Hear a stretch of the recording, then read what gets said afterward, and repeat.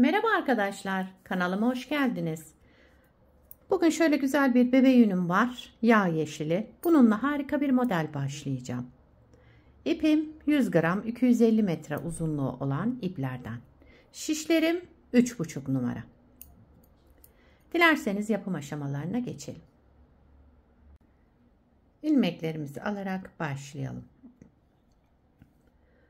Bu model için ilmek sayısı 4 ve 4'ün katları artı 2 olması gerekiyor. Yani her model 4 ilmekten oluşuyor. En sonuna da 2 ilmek ekliyoruz. Yapacağımız örgüye göre ilmek sayımızı bu şekilde ayarlayacağız. Ben ilmeklerimi tamamlayıp geliyorum. Şişime 18 ilmek aldım. Daha sonra da bir sıra ters ördüm. Örgümün ön yüzüne geçmek için. Şöyle göstereyim. Bakın her model 4 ilmekten oluşacak. Şöyle. En sonuna da 2 ilmeğimiz var. Şimdi örgümüzün ön yüzünde birinci sıradayız. Birinci sıra ön yüzünde. Kenar ilmeğinden sonra, yani kenar ilmeğimi örmeden aldım. Daha sonra bir ilmek ters, bir ilmek düz, bir artırma, bir düz. Tekrar ters ördüm. Buraya kadar bir model. Bakın bir ters, bir düz, bir artırma, bir düz, bir ters. Yani sağında solunda bir ters olacak. Ortada 2 düz. 2 düzün de ortasında bir artırma yapıyoruz. Yine aynı şekilde bir ters, bir düz, bir artırma, bir düz, tekrar bir ters.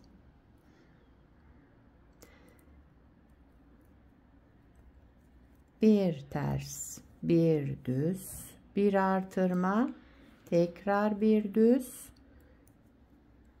bir ters. Birinci sıra ön yüzünde bu şekilde devam ediyoruz.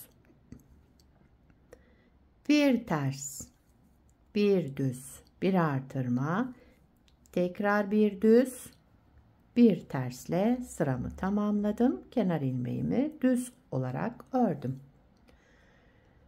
İkinci sıra arka yüzündeyim. Kenar ilmeğinden sonra düzleri düz, tersleri ters örüyorum. Bu artırma olan ilmeğim de ters. Yani bir düz, 3 ters oldu burada. 2 düz, bakın. 3 ters. Sıra sonunda, sıra başında bir düz, ortalarda 2 düz olacak arka yüzünde. Yani ilmekleri gördüğümüz gibi örüyoruz. Bu artırma olan ilmeğim de ters örülüyor. Evet, ikinci sırayı tamamladım. Şimdi üçüncü sıra ön yüzündeyim. Modelimiz 6 sıradan oluşuyor. Üçüncü sıra ön yüzünde ilmeklerimizi gördüğümüz gibi tersleri ters, düzleri düz örüyoruz. Bakın. Sıra sonuna kadar böyle devam edelim.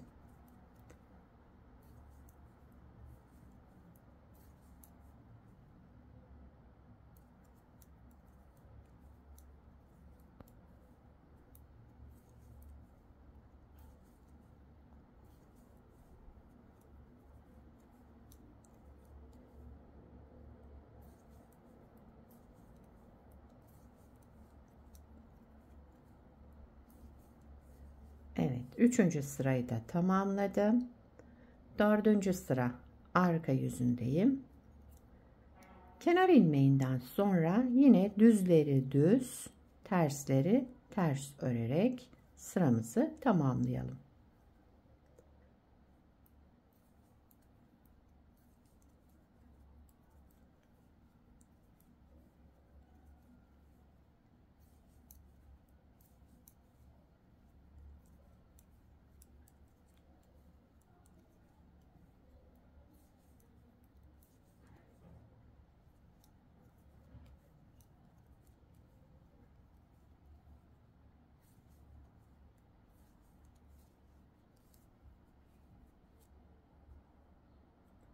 5. sıra ön yüzündeyim. Şurada artırdığımız ilmekleri şimdi 5. sıra ön yüzünde keseceğiz. Tekrar düzlerimiz 2 ilmek olacak. 5. sıra ön yüzünde kenar ilmeğinden sonra ters olan ilmeğimi ters ördüm. Geldim buradaki 3 düz ilmeğe. Bunları sağ şişime aldım. Arka taraftan bakın öndeki 2 ilmeğimi aldım. Sol şişime. Önden de şu 3. ilmeğimi taktım tekrar sol şişime. Bunu düz ördüm. Diğer ikisini de bakın şöyle 2 ilmeğimi de ikisini bir alarak düz ördüm. Yani burada kesmiş olduk tekrar o artırma yaptığımız ilmeği. 2 ters, 2 tersten sonra 3 düze gelince şu üçüncüsünü önden alacağım. Diğer ikisini arka taraftan aldım. 3. ilmeğimi bakın öne getirdim. Düz olarak ördüm bu ilmeğimi. Daha sonra da bu 2 ilmeğimi ikisini bir alarak düz ördüm ve kestim. Tek ilmeğe düşürdüm. Aynı şekilde devam ediyorum. 5. sıra ön yüzünde bu işlemleri yapacağız. Artırdığımız ilmeği burada kesiyoruz. İkisini bir alarak tek ilmeğe düşürüyoruz yani.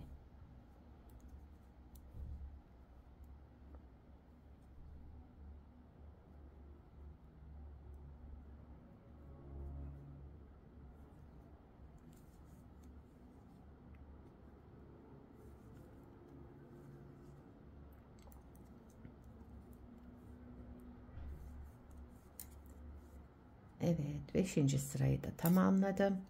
6. sıra arka yüzündeyim. Kenar ilmeğinden sonra ilmeklerimi olduğu gibi örüyorum. Bir düz, 2 ters, burada 2 düz. Yani düzlerimi düz, terslerimi ters örerek devam ediyorum.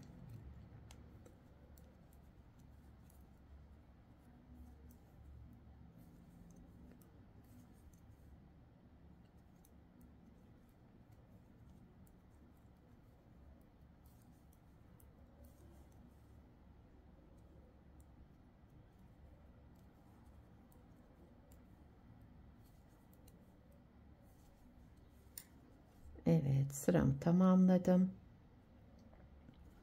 Modeli bir kez kurmuş olduk. Model böyle 6 sıranın tekrarından oluşacak. İsterseniz bir kez daha kuralım. Şurada 1. sırada ne yaptıysak aynısını yaparak devam ediyoruz. Zaten model devamı kaydırma olmadan aynı şekilde kuracağız. 1. sıra ön yüzündeyim.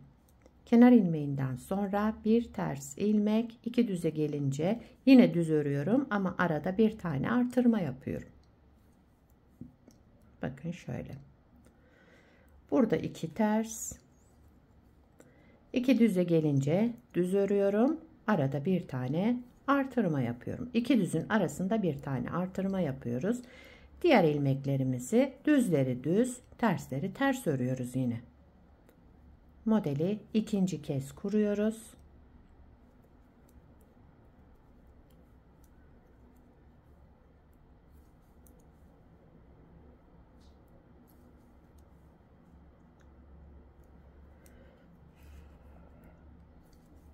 Evet, şöyle 1. sırayı tamamladım. 2. sıra arka yüzündeyim. Kenar ilmeğinden sonra düzleri düz, tersleri ters örüyorum. Bu artırma yaptığım ilmek de ters olarak örülüyor. Yani 3 tersimiz oluştu arka yüzünde. 2. sıra arka yüzünde düzleri düz, tersleri ters örerek devam ediyoruz.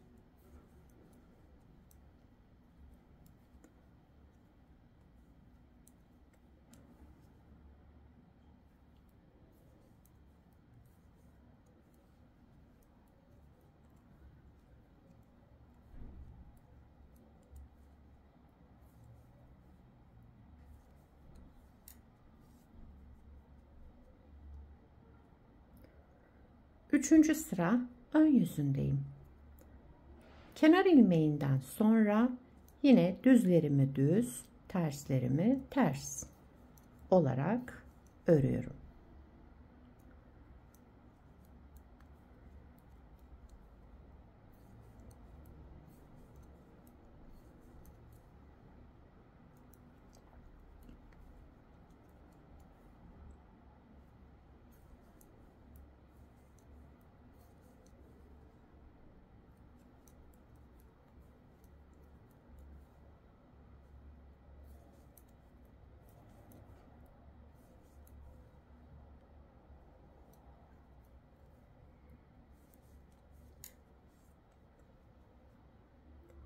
Dördüncü sıra arka yüzündeyim.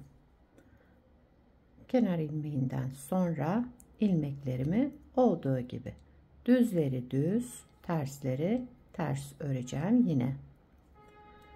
4 sırayı bu şekilde tamamlıyoruz.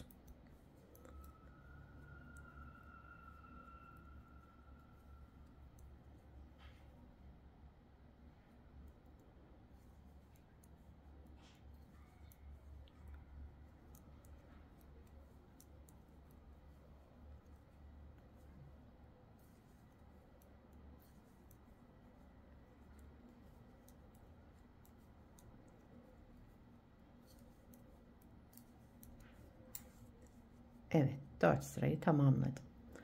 5. sıra ön yüzüne geldik. 5. sıra ön yüzünde yapacağımız işlem şöyle: ilmekleri keseceğim. Yani bir ilmek eksiltme yapacağım. Tekrar eski sayısına gelecek ilmeklerimiz. 1. sırada artırma yapmıştık. 5. sıra ön yüzünde kenar ilmeğinden sonra bir ters ilmek geldim bu 3 düz ilmeğe. 3. ilmeğimi öne alacağım. Şu şekilde bakın aldım. 2 ilmeği arka taraftan, 3.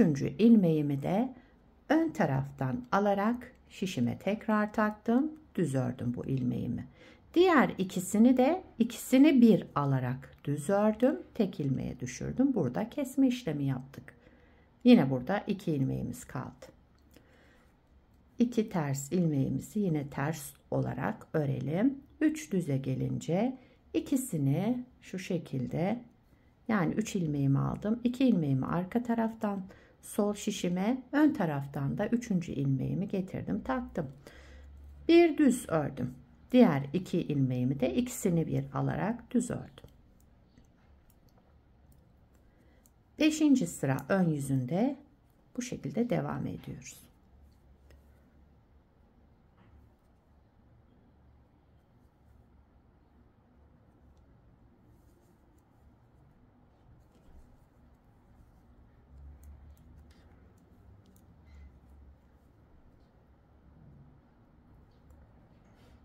Evet. Son kesme işlemimi de yapıyorum burada. Birincisini düz ördüm. Diğer kalan 2 ilmeğimin de ikisini bir aldım, düz ördüm. Sıra sonunda bir ters ilmek, daha sonra kenar ilmeğimi düz örerek tamamladım. 6. sıra arka yüzüne geçince ilmeklerimi yine aynı şekilde örüyorum. Düzleri düz, tersleri ters örerek devam ediyorum.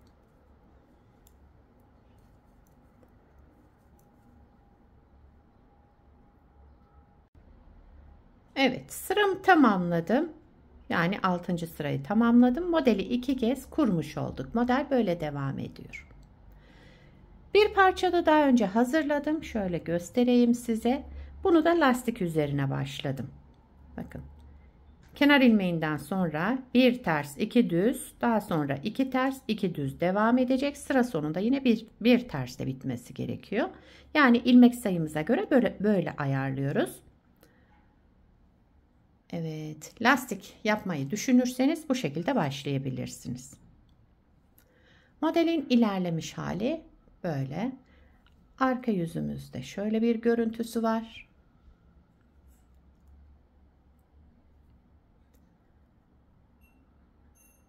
Evet. Model gördüğünüz gibi çabuk ilerleyen, kolay bir model. Her türlü örgülerinizde kullanabilirsiniz. Yelek, hırka, süveter, etol şal yapımında, atkı, bere hepsinde kullanabileceğiniz güzel, gösterişli ve yapımı kolay modellerden. Sizler de nelerde kullanacaksınız bu modeli? Onları yorumlarda belirtirseniz sevinirim. Beni buraya kadar izlediyseniz bir beğeni yapmayı, yorum yapmayı, beni desteklemeyi unutmayın. Şimdiden hepinize teşekkürler. Yapacak olanlara kolay gelsin. Bir sonraki videoda görüşmek üzere. Hoşça kalın.